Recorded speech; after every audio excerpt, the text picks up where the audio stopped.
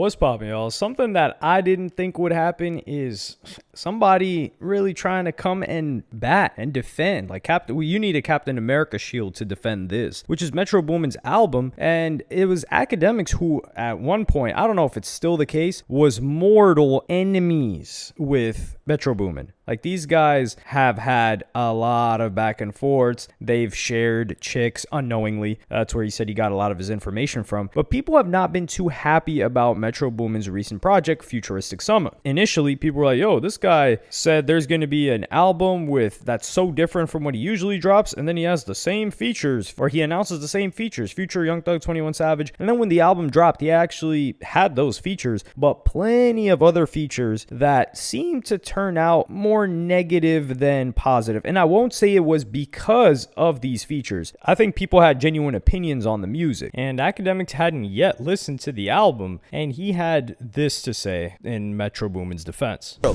Metro, I'm actually going to be on your side with this. Let me just showcase this real quick. Metro, I'm about to be on your side with this. Metro, like, I mean, I wasn't the most amused by most of these songs, but yeah, dick riders. You put a bunch of washed up artists on this shit. With all due respect. Travis Porter, washed up. Young Dro, washed up. Roscoe Dash, washed up. And half of these other people don't know. Yeah, so again, I'm not saying that songs ain't hot, but niggas is dick riders. So when niggas don't see, they're thinking Atlanta, and they don't see Baby, Future, they don't see 21 Savage, they don't see Thug, they don't see the current hot artists, even Gunna. Yeah, I know you won't work with Gunna, but whatever. Yeah, they're gonna hate. They're like, niggas is dick riders.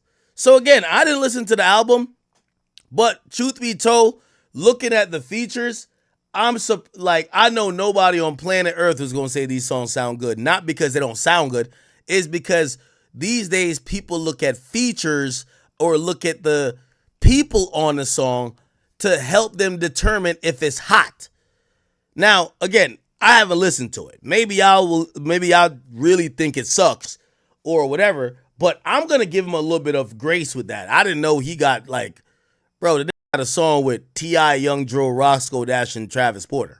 Like, come on, man.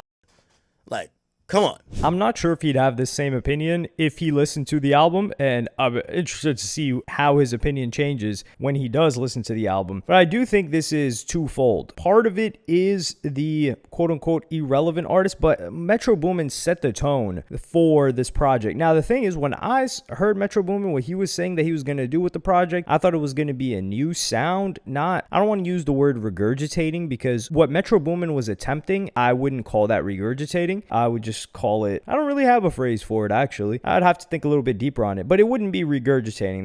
That's something I would reserve for a bit of a negative connotation. So I think his intention was to recreate a feeling, and I don't think it's the feature list either, because if Metro Boomin was just doing another mixtape or project with the same exact features throughout it that he's always done, people would just say, okay, here we go again with the same features. So I think he would have gotten a more negative reaction if the music wasn't up to snuff and it was the same exact type of features. And I don't know if a lot of these artists that he usually features with would have agreed to be on some of the types of songs that were on a Futuristic Summer, which is why I think it's imperative for the person to have listened to this album before really making too many comments on it. Like, I made a couple of comments mainly on his reaction, Metro Boomin's reaction to the criticism, but I reserve my personal opinion on the project. Now, I did tweet about how far I was into it, about like 6 or 7 tracks, and it was garbage that far in 6 to 7 tracks. Joe Budden and I think it was Ice or Ish, they stopped listening. They couldn't make it past 5 or 6 tracks. The first 5 or 6 tracks were absolute straight garbaggio, but I did listen to the rest of it as well, and I'll most likely give my opinion on that and the project as a whole in a separate video. But it is definitely not, the people are not criticizing or upset with the features on here. I do think people want to dislike something with old features, but Metro Boomin is just such strong of a producer name that if the music is good, I think people would more buy into it and say, who the hell are these guys and why is this so fire, as opposed to them just hating or being deriders for popularity. And then I'm gonna play you guys this clip next.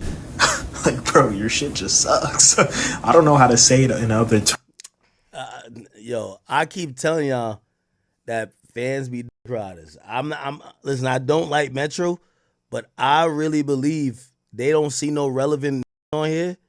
And what Metro got to realize when Drake says, shut your ass up and make some drums now, is because Metro, you're a great producer, but you're not a trendsetter when it comes to music. If Future wanted to do some nostalgic shit, it would work. Metro don't got that stain to stand on his own and just dictate that that's happening. He don't have that stain. If Future came out and said, yo, I'm about to drop an album on some Dungeon Family shit, it would slap. It's Future. If let me see who else. If Thug was like, yo, I'm going back to 2014 Thug or on some other shit, like people would rock with it. Metro, because he doesn't have a voice and he leads with production, the artists themselves, they're always louder than the producer, and half of these are irrelevant. So again, I'm pretty sure I think Metro got a good ear. I don't think he's gonna put out hot garbage, but I think he's gonna put out a bunch of irrelevant and niggas don't care.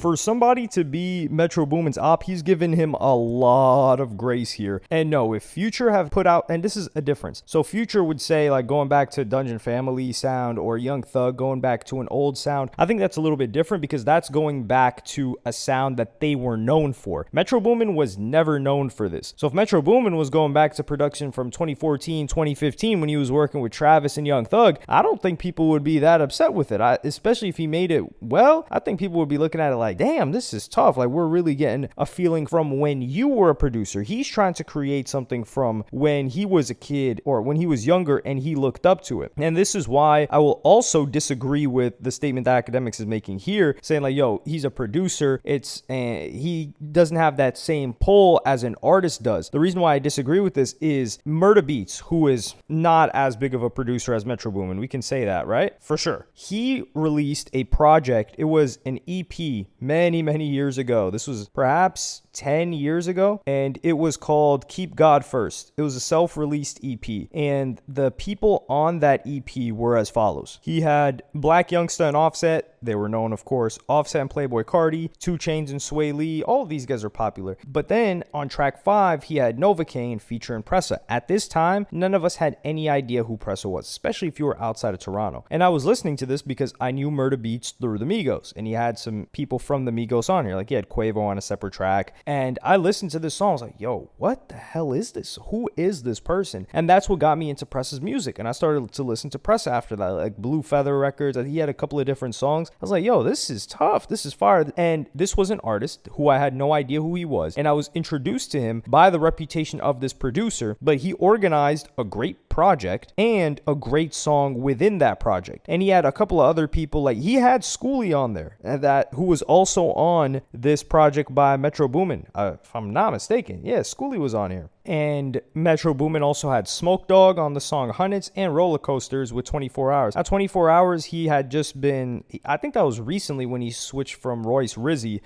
24 Hours is the brother of Made in Tokyo, Private Club Records. He switched his name and his style of music at that point, and he's been 24 Hours ever since. But Smoke Dogg, I had already known about Smoke Dogg, but that was probably a lot of people's introduction to Smoke Dogg as well. And that just goes to show you an example of a producer who is not an artist. He puts out a solid project that people mess with. People like his sound. People like how he directs the sound of the project. And then you get something that you enjoy and you find an artist through it. That's the same way how a lot of people discovered Justice from the Compton soundtrack by Dr. Dre. And people are like, yo, who is this artist? Now, we didn't really get much from that guy afterwards. I don't know if I think he left Aftermath. I don't know what's going on in his life. I would really love to know. But I don't know if Dr. Dre has these guys sign NDAs after they leave Aftermath or after they decide to drop them. Justice was a guy that was brought on by the DOC. So that kind of that does fall flat, that argument. This is just Metro Boomin failing to deliver music that people enjoyed. That's it. That's all there is to it. There's nothing much more complicated than that. Now, however, Metro Boomin is projected to sell around 18K units first week, and people are trying to say like it's because this sucks. Now, this does, at least track 6, I'm not going to say the whole thing sucks. I'm not going to give my full opinion on this project yet. I don't think that's the case. You could make the argument that this sold so quote unquote poorly because it had less features. So the fact that it sold less is because it didn't have as popular features. You could say that. However, people making overt comments that this sucks, this stinks, this is unenjoyable, that has nothing to do with the features. And I really don't think fans are that big D-riders. I think fans are that big D-riders for clout when it comes to checking out the music, but not when it comes to judging the music, if they actually listen to it. There are some people that will just hate on something just to hate on it, or they're coming pre-prep to hate. Like a bunch of people are hating on the recent Yeet EP, which is fire. I think they've just cycled enough through Yeet, and they're like, okay, I just choose not to like this guy anymore. Yeet's new music is good, and we got to clap it up for Yeet for holding it down for 4 years. A lot of people did not think he would make it this long, but Yeet has continued to just get better and better. So no, I think Akademiks,